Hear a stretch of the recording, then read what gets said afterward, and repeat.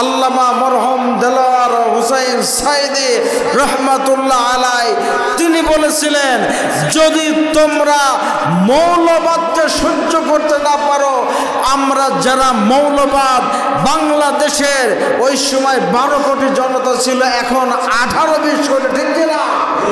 18-20 কোটি মৌলবাদ যদি বার ঝাঁকি দেয়, তারা তাদের মামা বাড়ি, তাদের নানা বাড়ি দিল্লিতে পড়েছে। এবার তোমরা লন্ডন অথবা অন্য কোনো জায়গায় যে পড়ার জায়গা খুঁজে পাবো না, ঠিক কিনা বলে?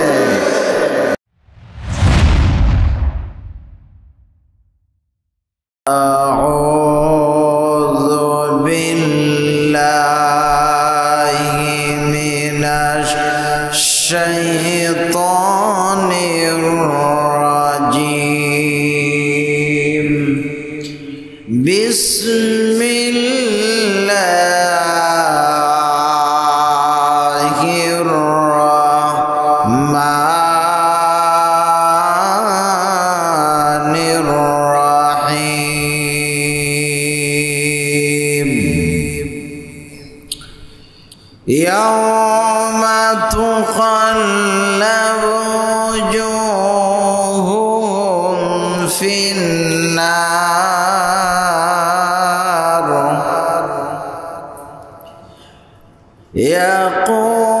يقولون يا ليتنا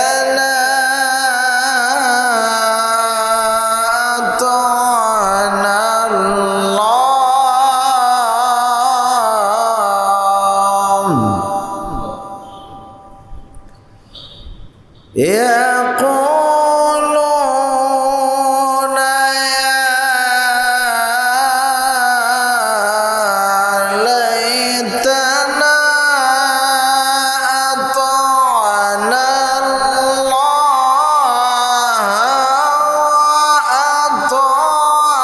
وأطعنا الرسول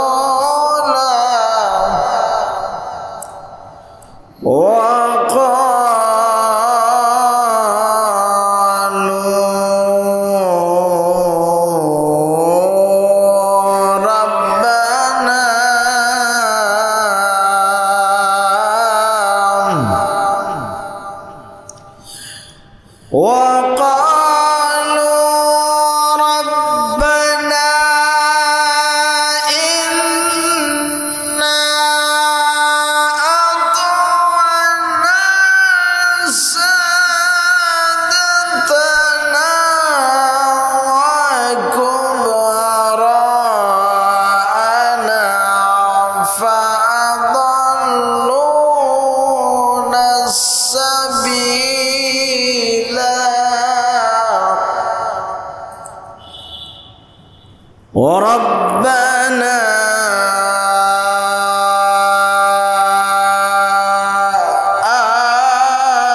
آتهم ضعفين من العذاب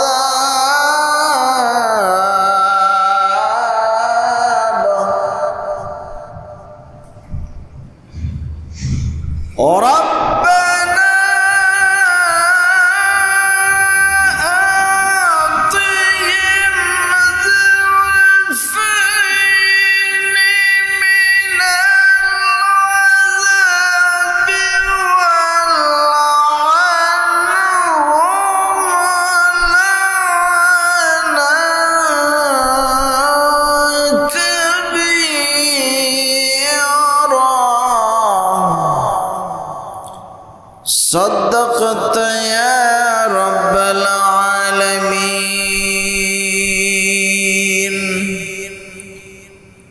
وقال رسول الله صلى الله عليه وسلم من تشبه بقوم فهو منهم أو كما قال عليه الصلاة والسلام.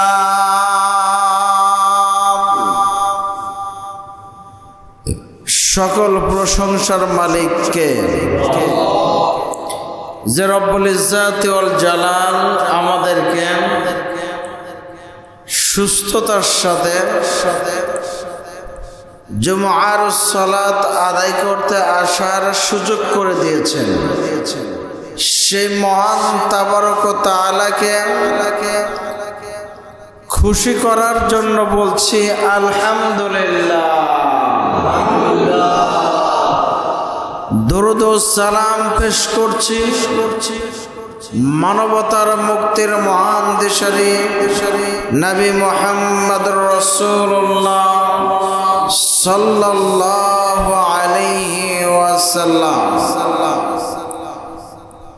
সম্মানিত মুসল্লিবৃন্দ, আজকের তেলাওয়াতকৃত আয়াতের আলোকে যে কথাগুলো আপনাদেরকে শোনাবো তার মূল মর্মার্থ হচ্ছে যারা আল্লাহ এবং আল্লাহর রাসূলকে মেনে যাবে না এই দুনিয়া থেকে, তাদেরকে আল্লাহ কি অবস্থায় জাহান্নামের মধ্যে দিবেন, তারপরে তাদের আল্লাহর সাথে কি কথোপকথন হবে সেই বিষয়ে আপনাদেরকে সংক্ষিপ্ত সময়ের মধ্যে কিছু কথা জানানোর চেষ্টা করব ইনশাআল্লাহ।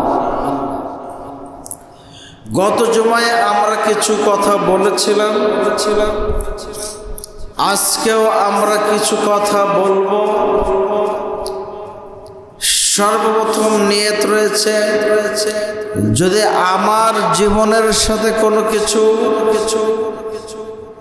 কোরআনের সাথে উল্টাপাল্টা হয়ে যায়, আমার জীবনের সেই উল্টাপাল্টাকে সংশোধন করে দেব। ঠিক না?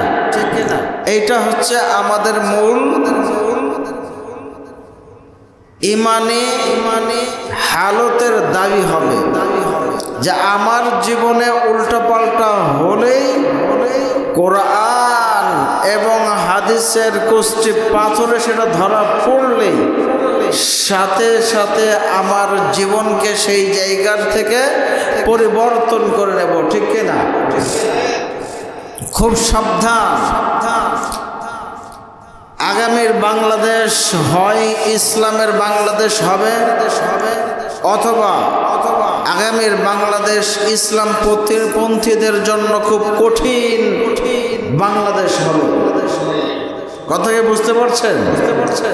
দেখেন এখনই কিন্তু উল্টা পাল্টা কথা অলরেডি এমন কিছু দলের হাইব্রিড নেতার মুখ দিয়ে বাইর হওয়া শুরু হয়েছে যার পরিণাম খুব ভালো বলে মনে হচ্ছে না।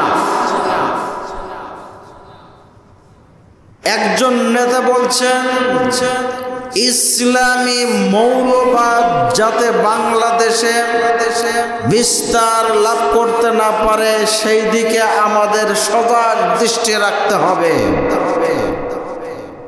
এই কথাটা কি ভালো কথা না খারাপ কথা? ইসলামী মৌলবাদ ভালো করে বুঝে নেন। মূল মানে আসল, মূল মানে কি আসল, বাদ মানে একটা তত্ত্ব, বাদ মানে কি তত্ত্ব। তাহলে আবার সেখানে বলেছে ইসলামী শব্দটাও যোগ করেছে। এখন আমি আপনাদেরকে বোঝাতে চাই আমরা কি আসল তত্ত্বের উপরে থাকতে চাই নাকি আমরা আসল তত্ত্বের থেকে বাইরের কোনো তত্ত্বের ভিতরে যেতে চাই? কথা বলতে হবে। আসল তত্ত্ব মানেই কি ইসলাম, ঠিক কি না? ইসলাম আছে যেখানে, বলেন ইসলাম নাই যেখানে, মূল আছে যেখানে, মূল নাই যেখানে, ঠিক কি না? সাবধান করে দিতে চাই আমরা আলেম ওলামা, আমরা কারোর বিপক্ষে নয়, আমরা ইসলামী ব্যক্তি যারা, আমরা কোনো মানুষের সাথে শত্রুতা চাই না। আমরা চাই নামাজে যেমন কাঁধের সাথে কাঁধ মিলিয়ে একই সাথে জামাতে সালাত আদায় করি, ঠিক একইভাবে কাঁধের সাথে কাঁধ মিলিয়ে বাংলাদেশটা আগামীতে যাতে সোনার বাংলাদেশ গড়া যায়, ইসলামের বাংলাদেশ গড়া যায়, সেইটাই আমাদের মূল মকসুদ, ঠিক কিনা? কিন্তু বাইরের প্রেসক্রিপশন দিয়ে আমাদেরকে বিভেদ করার চেষ্টা করা হবে, আমাদেরকে ছিন্ন ভিন্ন করার চেষ্টা করা হবে, ঠিক কিনা? আমরা সেই ফাঁদে আর পা দিতে চাই না। যারাই পা দিয়েছিল, আল্লামা মরহুম দেলোয়ার হুসাইন সাইদি রহমাতুল্লাহ আলাই, তিনি বলেছিলেন, যদি তোমরা মৌলবাদকে সহ্য করতে না পারো, আমরা যারা মৌলবাদ, বাংলাদেশের ওই সময় 12 কোটি জনতা ছিল, এখন 18-20 কোটি, ঠিক কিনা? 18-20 কোটি মৌলবাদ যদি বার ঝাঁকি দেয়, তারা তাদের মামা বাড়ি, তাদের নানা বাড়ি দিল্লিতে পড়েছে। এবার তোমরা লন্ডন অথবা অন্য কোনো জায়গায় যে পড়ার জায়গা খুঁজে পাবো না, ঠিক কিনা বলে? মুসলমান বাঘের জাতি, ঠিক কিনা? কথা বলতে হবে। বলবেন হুজুর কেমন?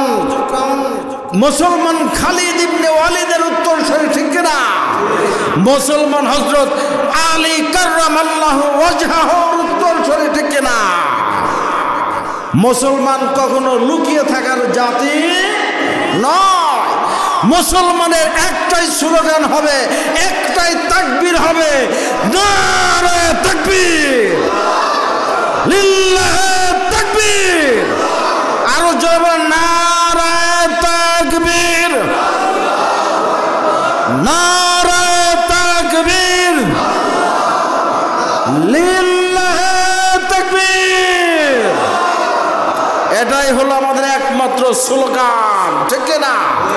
এই তাকবীর আছে যেখানে, এই তাকবীর আছে যেই দলে, এই তাকবীর নেই যেই দলে, ঠিক থাকতে পারবেন তো প্রিয় ভাইরা আমার? এই তাকবীর যেই দলে আছে, এই তাকবীরের স্লোগানের এত পাওয়ার, এই তাকবীরের ধ্বনি পৃথিবীর সমস্ত মানুষ সহ্য করতে পারলেও শয়তান আর শয়তানের উত্তরসূরিরা সহ্য করতে পারে না, পারে না, পারে না, ঠিক কিনা? প্রমাণ আল্লাহর নবী বলেছেন, যখন আজান দেওয়া হয়, কি দেওয়া হয় বলুন? আপনারা কি রাগ করছেন নাকি? কষ্ট করছেন নাকি? যখন আজান দেওয়া হয়, কি শব্দ বলা হয় বলেন? আল্লাহু আকবার,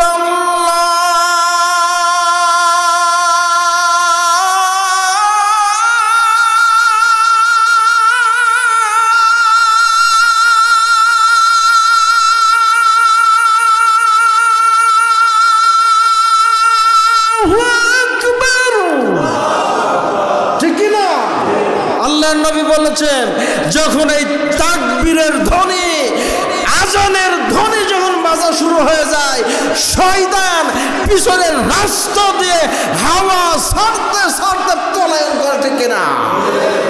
তাহলে আমরা শয়তানকে পিছনের রাস্তা দিয়ে হাওয়া ছাড়াই দণ্ড দেব, ঠিক কিনা? সুতরাং বুঝতে হবে, যারা এই আওয়াজকে সহ্য করতে পারবে না, যারা এই স্লোগানকে সহ্য করতে পারবে না, তারা মানুষ রূপে শয়তান, ঠিক কিনা? মানুষ রূপে শয়তানের অনুসারী, ঠিক কিনা? তুমি কার পিছনে দৌড়াও মুসলমান? তুমি কার পিছনে ছুটছো? যারা তোমাকে জাহান্নামী বানাইতে চাচ্ছে, যারা তোমাকে ধ্বংস করতে চায়, তুমি সেই দলের পিছনে দৌড়াইতেছ, তুমি সেই দলের নেতার পিছনে দৌড়াইতেছ, যেই নেতা বোতল নিয়ে রাত্রে পড়ে থাকে, যেই নেতা নারী নিয়ে পড়ে থাকে, যেই নেতা মানুষের সম্পদ হরণের চিন্তায় পড়ে থাকে, সেই নেতার পিছনে আমরা থাকবো না, দৌড়াবো না, ঠিক কিনা? সাবধান, একটা টাকা যদি কারোর মেরে যান, শুধু 1 টাকা না, বাদাম খান না, কথা কয় না, বাজার থেকে কি বাদাম কিনে খান না? ভালো করে শুনে রাখেন, হক কাকে বলে। বাদাম কিনতে যে, বাদাম কেনার আগে যদি আপনি একটা বাদামওয়ালার কাছ থেকে মাপ দেওয়ার আগে, ওজন দেওয়ার আগে একটা বাদাম তুলে আপনি খান, ওটা ওই বাদামওয়ালার সাথে জুলুম করা হয়, জুলুম করা হয়, জুলুম করা হয়, ঠিক কিনা? ওই একটা বাদামের হিসাব আল্লাহর কাছে কিয়ামতের দিন তোমাকে দিয়ে একটা পা তুলতে হবে। এত সাবধান, এত সোজা। একে সারা জীবন মাইরে ধরে দুর্নীতি করে, চাঁদাবাজ করে, অবৈধ ইনকাম করে, খারাপ বুড়োকালে যে হজ করে এসে মসজিদের সভাপতি হয়ে খালি তসবিহ টিপলাম আর বললাম, আল্লাহ রব্বানা আতিনা ফিদ দুনিয়া, আয় আল্লাহ তুমি আমাকে জান্নাত দাও। আল্লাহ পাক রব্বুল আলামিন যেন ডাক দিয়ে বলে, ও বান্দা, তোর দোয়া আমি রব্বুল আলামিন কবুল করলাম না, ঠিক না? একটা বাদামওয়ালার সাথে যেন বেইনসাফি না হয়। এর নাম হলো ইসলাম। এর নাম কি বলেন? এর নাম কি? মরিচ নিতে গেলেন, মরিচ 1 কেজি মেপে দিল, আপনি বলছেন ভাই এই 2টো মরিচ দিয়ে দিন। ওই 2টো মরিচ আপনার জন্য কাল হয়ে গেল। ওই 2টো মরিচ আপনি ওই ব্যক্তির কাছে ঋণী হয়ে গেলেন, ঠিক কিনা? যতদিন পর্যন্ত মানুষের মধ্যে এই বিবেক জাগ্রত না হবে, জাগ্রত করা না যাবে, ততদিন পর্যন্ত বাংলার জমিনে ইসলাম কায়েম করা সম্ভব নয়। কথা বলতে হবে। ভোটের সময় আসলে 500 টাকার একটা নোট যদি পকেটের ভিতরে দিয়ে দেয়, আর কিসের কি গো খোঁজা নাই। চাচা তখন বলছে, চাচাও বলছে, চাচার ছেলেও বলছে, অমক ভাই তমক ভাই, ঠিক কি কথা বলেন? ও ছেলেরও ভাই, বাপেরও ভাই, চাচারও ভাই, ঠিক কিনা? ঠিক এরকম লোক মনে হয় এই এলাকায় নাই, আছে?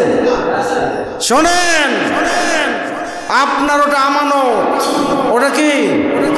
ভোট আপনার আমানত, বলতে হবে। কথা বলেন কি বলবেন? হুজুর কোথায় পেলেন? আল্লাহ বলছেন, ইন্নাল্লাহা ইয়া'মুরুকুম আন তু'আদ্দুল আমানাতি ইলা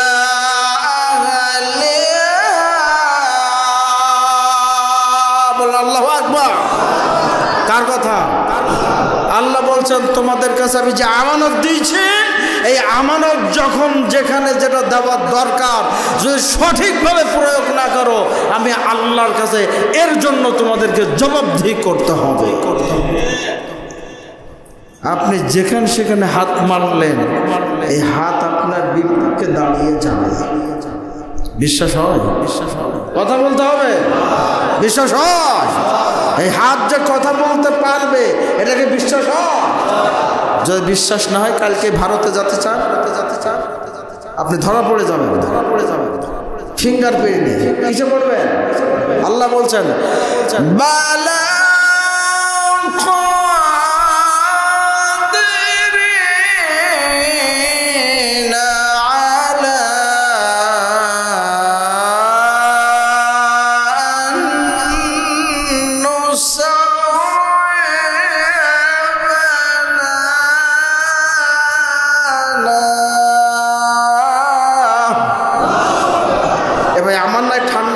আমি কত কষ্ট করে কথা বলছি সে আমি বুঝতে পারছি।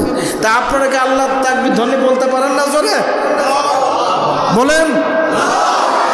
আল্লাহ বলছেন, আমি তোমাদের নির্দিষ্ট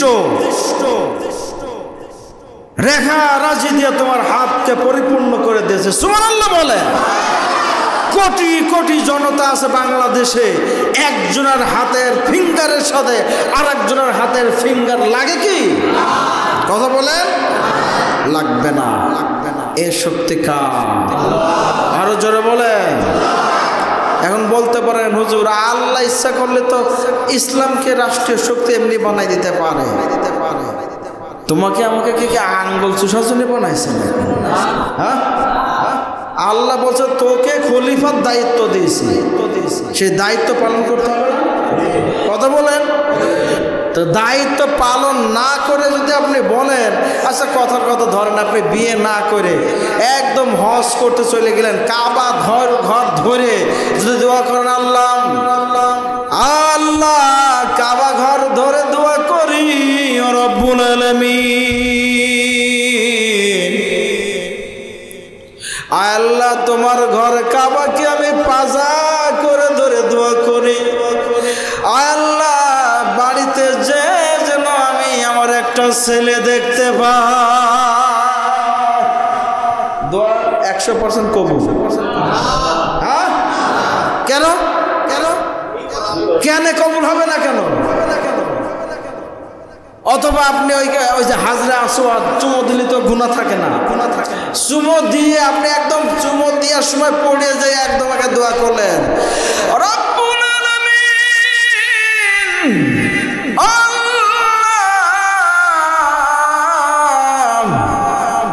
তোমার ঘর কাবা নয়, কাবা ঘরের মধ্যে হাজরে আসওয়াদ চুম্বন করে তোমার কাছে আমার মনের কাকুতি মিনতি জানায় দে। কি কাকুতি জানাস রে? আপনি আল্লাহর কাছে বললেন, রব্বুল আলামিন আয় আল্লাহ আমি বাড়িতে যেন আমার স্ত্রীর গর্ভের থেকে যেন একটা সুন্দর মেয়ে দান করো, এই দোয়া করলাম।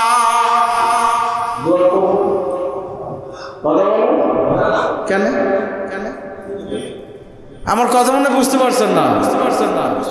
কবুল হবে না এই জন্য, সন্তান যদি তুমি চাও তাহলে আগে তোমাকে বিয়ে করা লাগবে, ঠিক না? বিয়ে না করে কাবা ঘর পাজা করে ধরে সারা জীবন দোয়া করলে যেমন একটা সন্তানের আশা করা যায় না,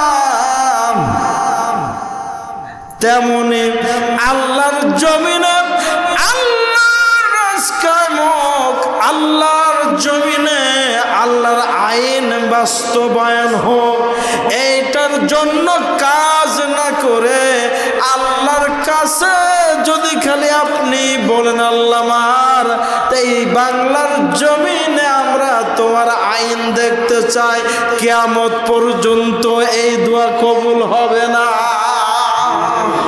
ঠিক না? দোয়া করতে হবে, সাথে সাথে কাজ করতে হবে, ঠিক না? ঈমান আনতে হলে 3টা জিনিস লাগে। কয়টা?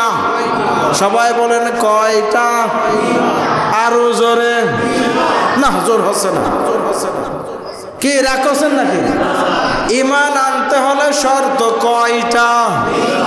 আরো জোরে, জোর হলো না, জোরসে বলো। সামনে এরকম দিন আসছে তো, ফেব্রুয়ারিতে নাকি? এখন তো একটু হোক নাকি বলেন? 3টা জিনিস শর্ত যদি কেউ ঈমানের দাবি করে, 3টা জিনিস শর্ত লাগবে। 1 নম্বরে বলতে হবে মুখ দিয়ে। কয় নম্বরে বলেন? মুখ দিয়ে বলা লাগবে লা ইলাহা। যারা বলছেন না তারা কি রাগ করছেন? তো বলেন লা ইলাহা ইল্লাল্লাহ। তার মানে সব জায়গায় চলবে কার? বলেন। আর কারোর তো চলবে? মানুষের তো সব বাদ, একমাত্র কেবলমাত্র আমি মাইনে নিলাম কাকে? সবাইকে বাদ দিয়ে দিলাম, মেনে নিলাম কাকে? তারপরে বলতে হবে মুহাম্মাদুর রাসূলুল্লাহ। 2 নম্বরে মেনে নিলাম রীতি হিসাবে, পথ প্রদর্শক হিসাবে মুহাম্মাদুর রাসূলুল্লাহ সাল্লাল্লাহু আলাইহি সাল্লামকে, ঠিক কিনা? তাহলে 1 নম্বরে মুখ দিয়ে বললাম, 2 নম্বরে সেটা অন্তরে বিশ্বাস করতে হবে। কি করতে হবে? ওই যারা বলছে মৌলবাদ যেন মাথা ছেড়া দিয়ে উঠতে না পারে, তার মানে ইসলাম যেন ক্ষমতায় যেতে না পারে, ঠিক কিনা? মানে সরাসরি বললে পারে তো পিঠের চামড়া থবে না মানুষ, এবার তো একটু ঘুরাই পেঁচাই বলছে। কি বলছে? মৌলবাদ, ইসলামী মৌলবাদ যেন প্রচার না হয়, যেন মাথা ছাড়া দিয়ে না উঠতে পারে, বিস্তার না হতে পারে, ঠিক আছে? আরে আল্লাহ যদি বিস্তার করাই দেয়, তোমার বাপ মরা বাপ এসব ঠেকাতে পারবে না, ঠিক কিনা? কথা বলা ঠিক কিনা? আল্লাহ বলছেন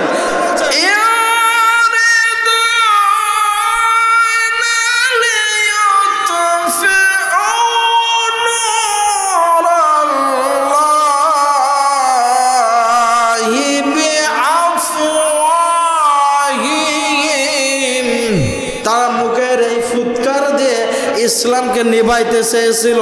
বলেন নাউজুবিল্লাহ। কারা? কারা? কাফেররা। কারা? বলেন কারা? মাত্র একদিকে মুহাম্মদ সাল্লাল্লাহু আলাইহি সাল্লাম, আর কাফেররা তখন সব এক দলে। তারা তখন পারে নাই। আর এখন বাংলাদেশের মানুষ বুঝা শিখেছে যে যা কিছু দেখছি খালি মারিয়ে ধরে খাওয়া ছাড়া আর কিছুই নাই। এবার আমরা নেতা বানাবো, যেই নেতা মাঠে কাজ করতে করতে কর্মীর সুখ দুঃখে এসে দাঁড়াবে, ওই রকম মানুষ আমরা নেতা বানাবো, ঠিক কিনা? শুধুমাত্র ভোটের সময় আসবে আর ওই একটু দেখা করবে, পরে খুঁজে পাওয়া যাবে না, পরে খালি ওই রাস্তা খাবে, ওই গমের টাকা খাবে, ওই ভাতার টাকা খাবে, এই টাকা খাবে, ও টাকা খাবে, এমনকি সব খেয়ে ফেলবে। ওই রকম মানুষকে আমরা আমাদের নেতা বানাইতে চাই না, চাই না। রাজি আছেন তো? হ্যাঁ, বানালে লাভ কি? আমার পর রাগ করেছেন বুঝতে পারছি। শোনেন, আপনাকে আমি ঠকাইতে আসি না, কোরআন দিয়ে এবার আপনার আমি বুঝাই দিচ্ছি। ওই রকম নেতা হলে সমস্যাটা কি এবার দেখেন। আল্লাহ বলছেন, কে বলছেন? বলবো নাকি রাগ করবেন? করেন, রাগ করেন, আল্লাহর সাথে করেন, আমার সাথে করে কিচ্ছু হবে না। আল্লাহ বলছেন, কে বলছেন? একদম কড় করে দলিল দিয়ে যাচ্ছে, টাস টাস করে কিয়ামত পর্যন্ত এই দলিল বাঁচতেই থাকবে, কারোর ক্ষমতা নেই বন্ধ করার, ঠিক কিনা? কথা বলেন। সূরা আহজাব 33 নম্বর সূরা। কত নম্বর সূরা বলেন? 33 নম্বর সূরার 66 নম্বর আয়াত কোট করলেন। আল্লাহ বলছেন, ওই রকম নেতার পিছনে যদি দৌড়ান, যে নেতা চুরি করে খায়, যে নেতা গম মেরে খায়, রাস্তা মেরে খায়, যে নেতা ইনকাম হলো 2 নম্বর ইনকাম, এইরকম নেতার সাথে চললে কি হবে? আল্লাহ বলছেন,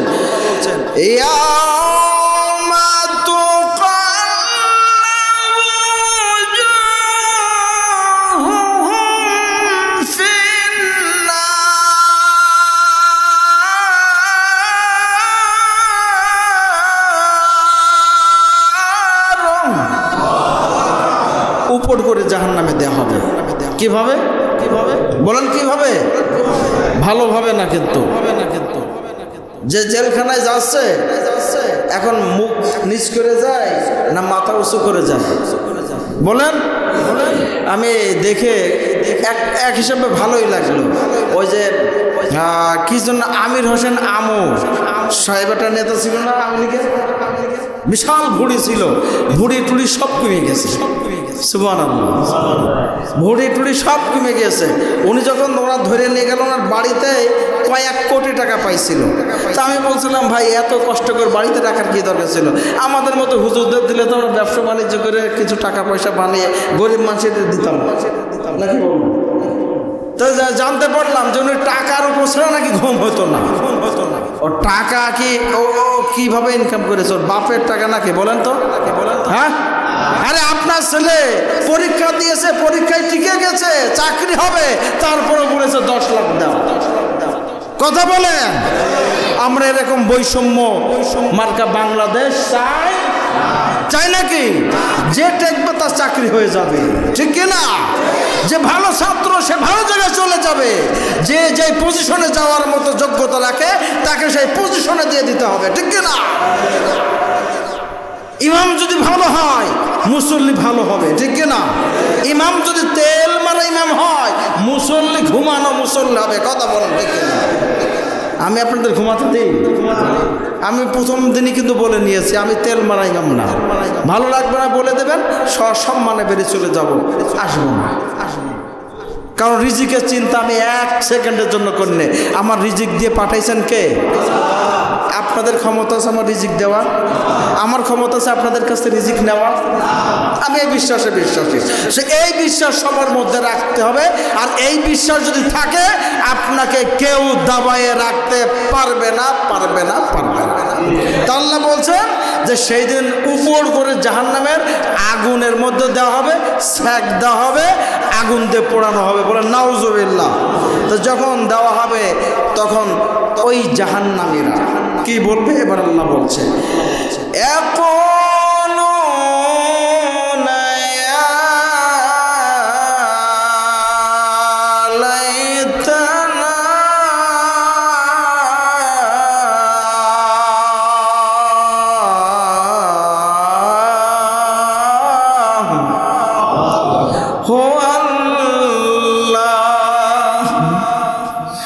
রব্বুল আলামিন, আমরা যদি দুনিয়াতে থাকা অবস্থায়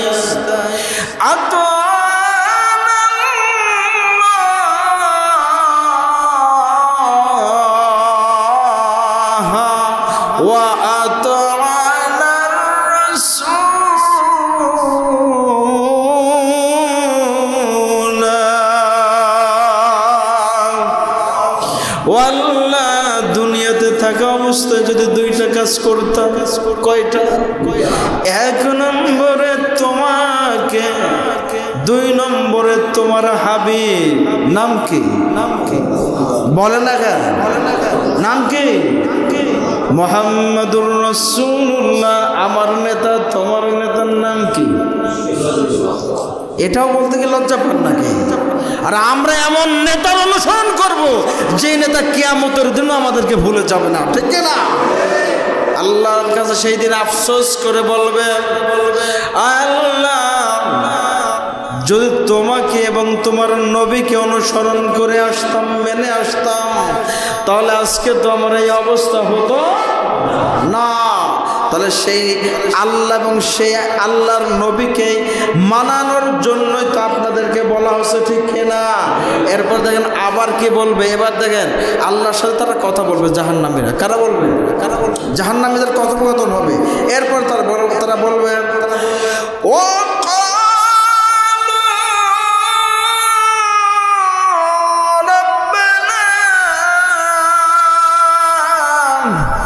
তারা সবাই বলবে, জাহান্নামীরা। কারা বলে?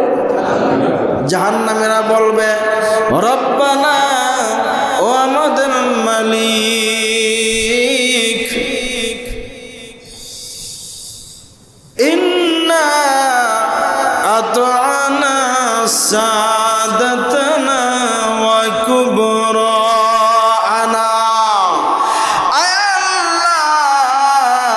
আমরা আমাদের নেতাদেরকে মেনেছিলাম। আল্লাহু আকবার। কাদেরকে মেনেছিল বলেন? তাহলে নেতা পাওয়া গেল। তারা বলবে, আল্লাহ আমরা নেতাকে মেনেছিলাম। ওয়া কুবরানা,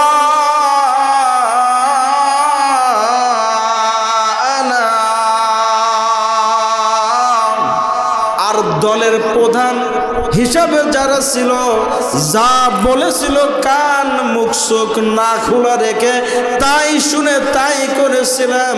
এই কাজ করার কারণে আজকে আমাদের কি হলো, মানে মনে হচ্ছে যেন আল্লাহর সাথে তারা বলছে আল্লাহ জবাব দেবে, বলবে আমরা নেতাকে মেনেছিলাম আর দলের কথা বলে না। আমার কথা কি বুঝতে পারছেন না? এক নম্বরে বলবে নেতাকে মানছিলাম, কাকে মানছিলাম? নেতা। 2 নম্বরে বলবে দলের প্রধান যা বলেছিল তাই করেছিলাম। কথোপকথন চলছে। জাহান্নামীরা কার সাথে কথোপকথন করবে? আল্লাহর সাথে। তারপরে কি আল্লাহ বলেছে তারপর কি হলো, মানে শব্দ চলে এটাই বোঝা যায় যে তারপর কি হলো বল। আল্লাহ তাদের কথোপকথন তুলে দিয়েছে, সুবহানাল্লাহ বলে। তখন তারা বলবে এই 2টা কাজ করার কারণে কি হলো, ফাআদাল্লুনা সাবিলা, আমরা সব জাহান্নামী হয়ে গেছি। কি হয়ে গেছি?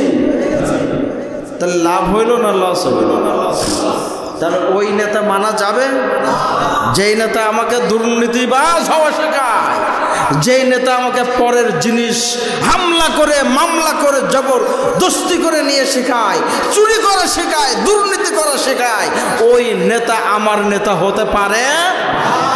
ওই দলের নেতা, ওই দল আমি করতে পারি না। এটা কোরআন আমাদেরকে বলছে, ঠিক কিনা? তারপরে শোনেন, আচ্ছা তাহলে এখন তোরা তো নেতাকে মেনেছিস, দলের প্রধানকে মানেছিস, জাহান্নামী হয়েছিস, এখন কি বলতে চাচ্ছিস তা বল। আল্লাহ তাআলা এটা বোঝাতে চাচ্ছে। এবার তারা আবার জবাব দেবে, আল্লাহ এগুলা বলার তো কারণ আছে। তো সে কারণটা কি? ঘুমাচ্ছেন নাকি কেউ? শেষ আলোচনা শেষ। কারণটা কি? আল্লাহর কাছে তারা বলবে রব্বানা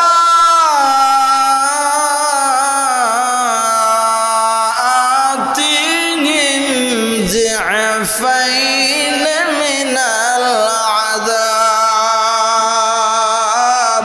ওয়ালআনহুম লা'নান কাবীরা।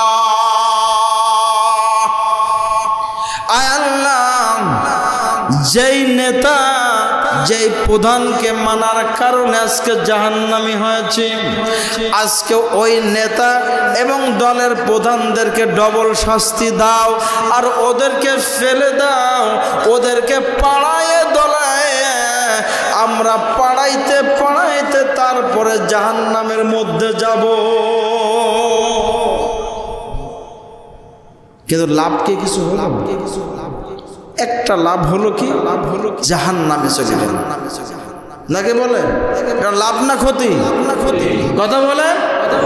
তাহলে দুনিয়াতে পাওয়ার পাওয়া বা দুনিয়াতে ক্ষমতা দেখানো, দুনিয়াতে টাকা পয়সা অবৈধভাবে ইনকাম করা, চাঁদাবাজি করা, দুর্নীতি করে বাড়ি গাড়ি করার মধ্যে কোনো লাভ নাই, বরঞ্চ ক্ষতি। আর ওই দিনকে নেতাকে পাড়িয়েই কি আর না পাড়িয়েই কি, আমি যেখানে যাওয়ার দরকার তো আমি চলেই গেলাম শাস্তির জায়গা, ঠিক কিনা?